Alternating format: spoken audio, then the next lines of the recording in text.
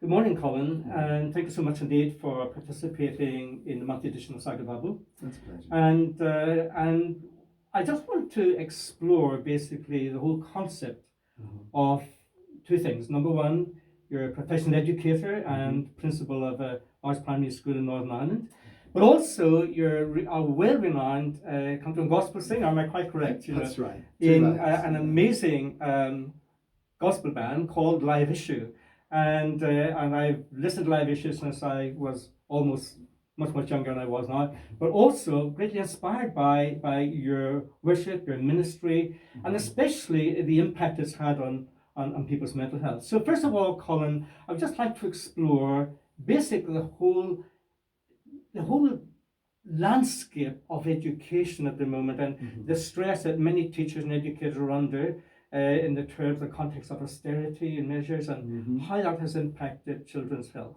mental health. Would you like to tell us about that? Well, Arthur, first of all, it's lovely to be on your program. Education really has changed quite a lot, even in the last 10, 15 years. We find children now coming to us at an early age, and they don't have a lot of the skills that perhaps they would have had years before. Social interaction isn't what it used to be. Language development isn't what it used to be.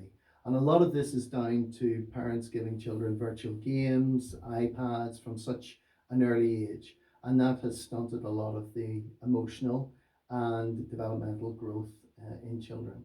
So we're starting at a lower baseline. And that is certainly a challenge. And we're trying to catch up and trying to put intervention programs in to help those children. We also have seen the family dynamic change quite a bit. A lot of children growing up in one-parent families, which, some parents are absolutely fantastic and do their best for their children, but there is still, maybe an element that is lacking, and we're trying to then help and support children maybe through some very difficult times. So the pastoral role has changed quite a bit. And of course, there is the austerity. We don't have the money now that maybe we used to have a number of years ago, so we're always having to cut back. But at the same time, we're trying to do more and more for the children. And all those things can create stress. And then, of course, the government, and I suppose through the government, the Educational Inspectorate have very high standards of what they want the children to be achieving. And that is creating stress because teachers sometimes, instead of thinking of their own professionalism, they're often thinking, oh, what are they looking for? What's the next big thing? What should we be doing? And I think all that leads to stress. So we try to ease that with the teachers because they do such a fantastic job with all our children.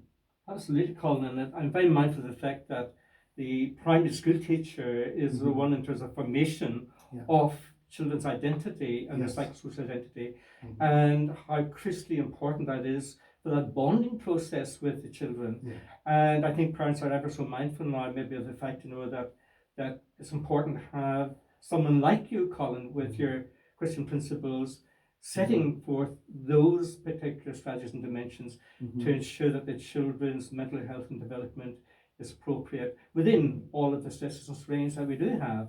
Bearing in mind, hopefully, now that there's more money coming in, the new Prime Minister, that we're now going to have a few million more pounds to spend on children. And when we like to hope for that. But I'm coming back to the fact of, I know my other colleague and Darren, we've been talking about detox and we're talking about the toxic effects of social media education in children.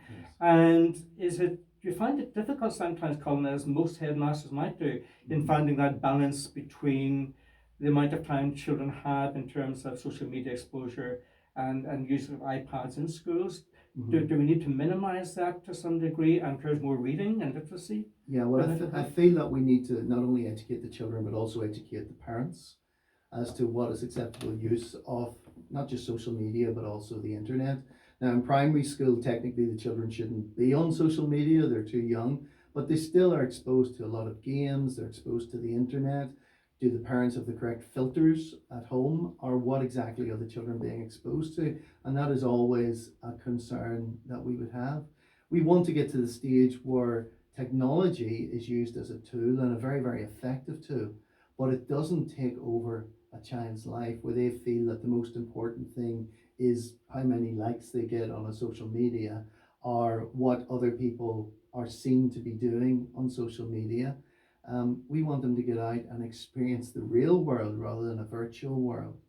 I mean, we have heard recently of a condition, you may know about it, called virtual autism, where children just are unable to socially interact. They've got a lot of the symptoms of autism, but it's because they just haven't had the opportunity to interact and be with other children and go out and play and do all the things that maybe we did whenever we were young. So we're always encouraging children to play and get outside, especially, you know, in the good weather when we get it here. Very rarely we do, but whenever we do, we would say to the children, right, no homework, get outside and play. That's your homework tonight. That's what we want you to do.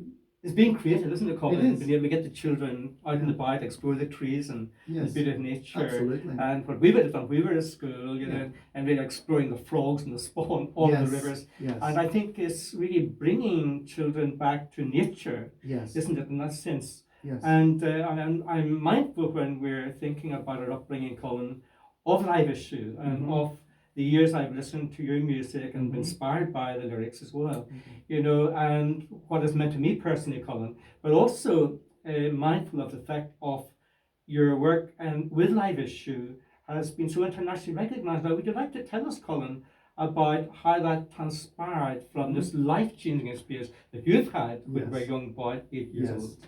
Yes. Well, whenever I was 8 years old, that's when I first really came to faith in the Lord. I went to church. And I knew all my Bible verses and was able to quote those and learn them for Sunday school. But it wasn't until a mission came to Lurgan way back in 1976. And at that time, it was the middle of the Troubles. Northern Ireland was a very difficult place. And people just didn't come to Northern Ireland from the UK or anywhere else because of the Troubles. But this guy, Dick Saunders, came. He had a big tent crusade. All the churches came together. My father sang in the choir, the combined choir. And I remember going along, and I wouldn't say I heard for the first time, but I understood for the first time that the fact that my parents were Christians or I went to church, it wasn't enough. That, you know, the sin that I had in my life, even I was conscious of that at 8 years of age. I knew that needed to be dealt with. And I needed to give my life to the Lord. And I remember that night, it was almost, I was at a crossroads, and even though I was young, I knew I could either give my life to the Lord or not, but this was going to influence my life and my future and my eternal future. And that night I gave my life to the Lord, and I would say that, you know, there wasn't a dramatic change. I was only 8.5 years of age, but over the years I've seen him direct my life. And you know, I love the verses, Proverbs 3 verses 5 and 6, trust in the Lord with all your heart, lean not on your own understanding, in all your ways acknowledge him, and he will direct your paths. And I've seen him direct my paths through so many different experiences. Even my father, he passed away when I was 15, and that was a major life-changing experience. Not just losing a parent, but he was a businessman. I was due to go into his business, but all that was sold and changed, and I ended up going down a totally different route in my life, and I think that's where God wanted me to be. And of course, the music was great during that time. It brought me great peace, and right through my life, it has been definitely a cornerstone. And especially gospel music, because not just because of the music itself, but the lyrics are so important. They're good and they're positive, and as it tells us in Philippians chapter 4, we need to concentrate on what is good and what is lovely and what is important in our lives, and that is our relationship with God, and that's what I feel. And with the music, we've had many opportunities. A lot came through George Hamilton IV. He was a tremendous country singer. Was known as the International Ambassador for Country Music, and he opened up America to us and really opened up the Grand Ole Opry in Nashville and a lot of the artists. And I've had the opportunity to work with so many tremendous artists and get to know them as well. But I believe God used them to open those doors, and then we've been able to continue both as a group and also in a solo capacity as well. So it's a great blessing. I can see, Colin, really how inspirational your relationship with God and the risen Saviour has been, and how meaningful that has been in your life and the lives of others. And people have often said to me, really, about the impact that your work and ministry of music has had in their lives.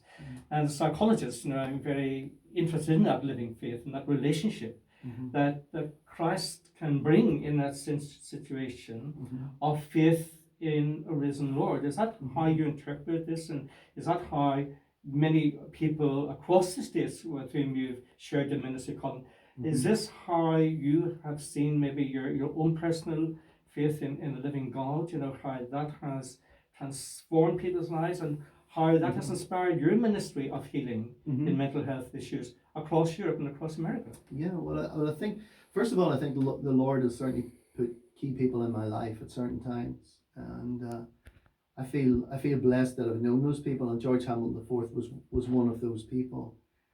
So I have been inspired by others, and then hopefully been able to channel that then through my own music and through my ministry. And I really just go where the Lord wants me to go. But then it's only afterwards when maybe we get a letter or a message or whatever telling us, that was really important to me that you were there. And I just, I see God all around us. When I look out and I look in the garden, I look at the trees, everything is just praising, even the birds are singing. I see so much order in our world. And to me, when I look around, I just see the hand of the Creator. And I suppose through my music, that's something I want to channel. One of the many songs of praise that I've been interested in, Colin, and we've just been talking about recently, is Crying My Shoulder. And I feel, that we would like you just to share something like that, a story of inspiration of anyone maybe in your life where this music has been actually healing, and perhaps maybe you'd like to sing that for us. Yeah, of course. Well, Crying on Your Shoulder again was a song that we picked up several years ago in the United States. And we like to look for little obscure songs and songs with a really, really good message. And we came across this song and felt that there was just tremendous words in it. And it was released through a company called New Christian Music at that time. And actually in Australia, it sort of reached the top of the radio charts for Christian music. And people were continually requesting it, which was absolutely fantastic. But more locally, I received a letter from a local girl here in Northern Ireland who said that song just had meant so much to her. She was suffering from severe depression. And she said the lyrics of that song, she says, I just constantly played it, but it really brought me through that time, just to know that no matter, whenever other things seem to fail, that the Lord is constant, the Lord is faithful, and I can cry on his shoulder at any time, day or night. And she'll come along to our concerts, and we'll always get a little note slipped up, can you sing Crying on Your Shoulder again? So it's a tremendous song. Maybe we could hear that, Colin. Yeah, absolutely. Okay, do you want to take a cut? No.